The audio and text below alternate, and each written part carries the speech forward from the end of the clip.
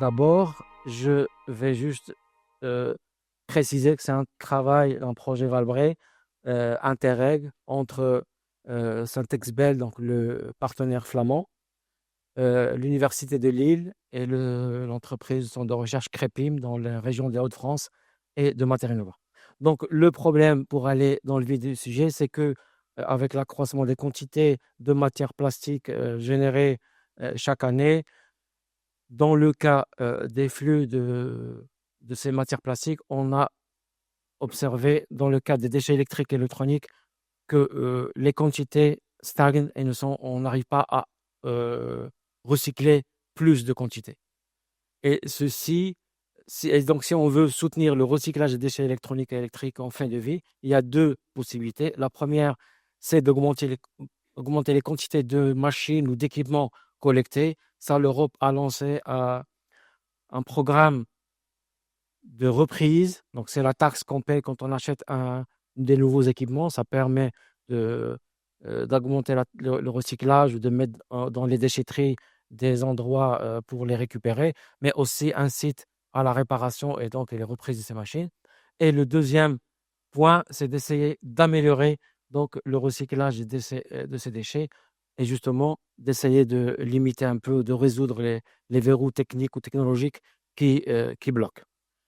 Parmi ces raisons qui expliquent le faible taux de recyclage, la première chose, c'est on a différents types de plastique. On retrouve différents types de plastique différents dans ces équipements, dans des frigos, des ordinateurs, des imprimantes. Vous avez un peu la liste.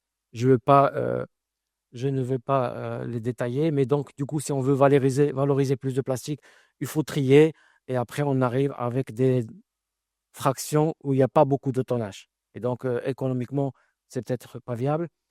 De l'autre côté, il y a le problème de présence de substances toxiques dedans, donc les rotateurs de flamme, certains rotateurs de flamme.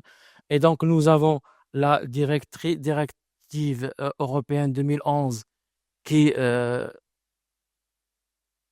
limite l'utilisation de ces molécules dangereuses dans les équipements électriques et électroniques. Donc, on a une liste de produits qui sont interdits. Et de l'autre côté, on a la directive de 2019 qui précise les quantités admises ou les concentrations admises dans le plastique recyclé. Si vous avez plus que ces concentrations, vous n'avez pas le droit de remettre dans le circuit ces matériaux. Et du coup, on peut comprendre facilement qu'il y a une partie de ces plastiques qui contiennent ces molécules ne peuvent pas être remis sur le marché. On parle des rotateurs de flamme bromés, donc halogénés. C'est des molécules très jolies. Vous pouvez voir un peu, c'est des cycles benzène. On a du brome, beaucoup de brome, peu de brome, avec des noms difficiles à mettre dans une conversation, mais à chaque fois, ça fait son effet. On a le décabromodiphényléther, le décabromodiphényle, le décabromodiphényléthane. On a le pentabromodiphényléther. Donc, on a plein de molécules. Donc, il y a généralement deux cycles donc phényl avec du brome. Parfois, entre les deux, il y a un lien, une liaison carbone. Donc, c'était des molécules qui étaient très résistantes. Donc, on les retrouvait dans l'environnement, ça s'accumule. Du coup, ils étaient interdites. Et du coup, ben, l'industrie, elle a fait quoi? Elle a mis un oxygène entre les deux, mais du coup, ça se dégradait. Et du coup, ça passait par la paroi cellulaire. Et du coup, on les retrouvait dans le corps. Donc, c'était interdit aussi parce que c'était toxique. Donc, voilà, c'est pour ça qu'on a plein de molécules très belles, comme je vous ai dit, très jolies, que les chimistes adorent.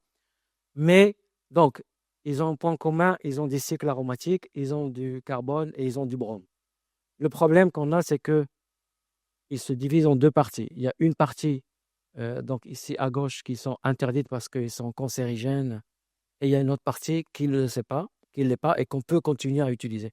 Sauf que là, comme ce qui est bien, on veut faire augmenter la durée de vie de nos équipements électriques et électroniques, donc on arrive avec des sèche-cheveux qui ont été conçus ou vendus il y a 20 ans, et donc contiennent ces rotateurs de flamme à gauche, mais qui arrivent seulement maintenant dans le circuit de recyclage, mélangés avec ceux enfin, de gauche à droite, vous avez, parce que moi je me perds. Le problème, c'est que pour le recycleur, quand il arrive, lui, il ne peut pas identifier qui est bon, qui est pas bon. Donc, il se retrouve avec une matière plastique qui contient du brome. Et donc, finalement, il a un taux de brome. Si son taux de brome, il est plus de 1000 milligrammes par kilogramme, alors ça aussi, c'est marrant parce que quand on a commencé le projet, il y a 4 ans, c'était 1000. Maintenant, c'est 100. Mais je l'ai laissé quand même. Donc, si c'est plus que 200, il ne peut pas le mettre sur le marché. Donc, il le sort et ça fait allez, environ de 40% de plastique recyclé qui contient du brome qui sort du circuit de recyclage. C'est quoi le problème? C'est que qu'est-ce qu'il va faire de ces plastiques? Il va soit l'enfouissement, on ne peut pas mettre sous terre des molécules toxiques parce qu'on comprend que ça va polluer le sol, l'eau, donc ce n'est pas une solution. On ne peut pas les recycler parce qu'on ne va pas remettre sur le marché des matériaux qui sont dangereux. Et la troisième, c'est l'incinération qui coûte de l'argent, mais quand on va incinérer ces matériaux, bah, on dégage des produits aussi toxiques. Donc nous, dans le cadre du projet, on vise à développer un procédé pour essayer de décontaminer ces plastiques bromés et transformer la molécule bromée en d'autres molécules moins toxiques et récupérer le brome sans utiliser de solvant, sans procédé chimique. Comment on a voulu faire? Donc, on a développé des composites avec des plastiques, les trois qu'on retrouve, l'ABS, le polycarbonate et le polystyrène. On a incorporé des rotateurs de flammes qui sont maintenant interdites, qu'on a eu du mal d'ailleurs à avoir sur le marché. Et on a fait des traitements par irradiation essentiellement UV. Et on a fait des extractions pour quantifier l'effet de l'irradiation, des analyses. On a optimisé le procédé, la taille des objets, la distance, les températures. Donc, et on a refait la boucle pour essayer de sélectionner les traitements UV essentiellement pour essayer de décontaminer ces matériaux.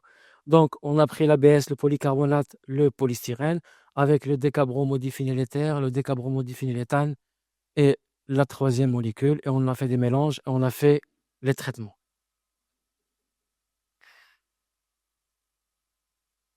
Donc, rapidement, parce qu'Olivier ne m'a pas laissé beaucoup de temps.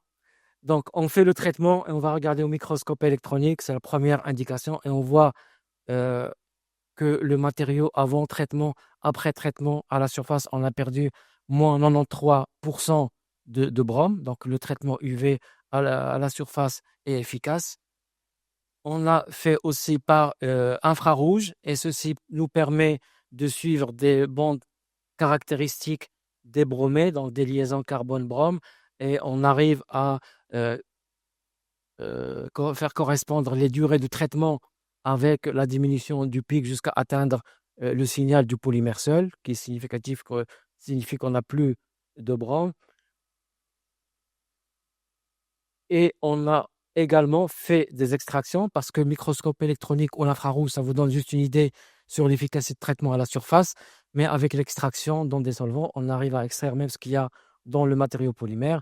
On arrive à avoir un peu une idée sur le mécanisme de décomposition parce que, par exemple, sur ce type de molécule, l'idée c'est de décomposer, donc faire sauter le brome à chaque fois et aller vers des molécules où il n'y a plus de brome, mais aussi on s'est rendu compte qu'en fait on coupe aussi les liaisons éthers et donc on arrive à avoir des molécules beaucoup plus petites. Et on arrive à suivre aussi le taux de retardateur de flamme dans le matériau avec le temps et on voit ici par exemple en fonction en haut, à gauche ou à votre droite, la courbe de l'évolution des quantités du DBDE dans l'ABS ou le polycarbonate. Et on peut voir que en fonction des polymères, en fonction des conditions de traitement, on peut passer de quelques minutes à quelques secondes de traitement. Une fois qu'on a fait ce traitement, après, il faut s'assurer qu'on n'a pas dégradé, enfin, on a dégradé que le brome, mais on n'a pas dégradé le polymère aussi, parce que les UV ne sont pas sélectifs. On envoie une énergie et elle va dégrader le matériau qui subit cette irradiation. Même si nous, on a sélectionné des UV un peu, des longueurs d'onde un peu douces, on voit ici juste, on a, pour vous montrer l'évolution de la température de transition vitreuse des matériaux, qu'ils soient avec du brome, sans brome ou irradiés, on ne voit pas de modification significative. On voit sur la température de perte de masse par TGA, il n'y a pas une grande différence Parfois même, on voit, par exemple, ici dans le cas du polycarbonate, le polymère irradié, il retrouve, comme il n'a plus de brome, il retrouve le comportement du matériau vierge de départ. D'accord, c'est bon, je suis dans le camp. Donc après, ce qu'on a fait, c'est une fois qu'on a traité ces matériaux par irradiation, on les a récupérés et on les a mélangés avec des plastiques vierges pour voir si on peut les revaloriser par dilution. On a fait ça en incorporant 10% de la matière irradiée et on voit que les propriétés mécaniques du matériau qui contient 10% de la plastique irradié, elles restent similaires dans ce cas de l'ABS ou du polycarbonate à celles du matériau de départ. Donc, on a fait à l'échelle labo. Maintenant, on essaye de monter un peu. On a fait un petit démonstrateur. L'idée, c'est de faire euh, un, un tonneau. Enfin, tonneau. Dedans, on met des granulés qui sont. Le tonneau, il tourne. Il est transparent aux UV. Il est irradié. Et qu'on met dans une chambre où, ici, l'intérêt, c'est qu'on peut modifier les lampes UV en fonction des longueurs d'onde et on peut contrôler en fonction du polymère le type de longueur d'onde à utiliser. Voilà, donc c'est juste pour montrer que ça tourne, hein. Et voilà, donc c'était un plaisir pour moi d'être devant vous en physique, ce qu'on a souffert pendant le projet des Teams, comme vous tous, et merci de votre attention.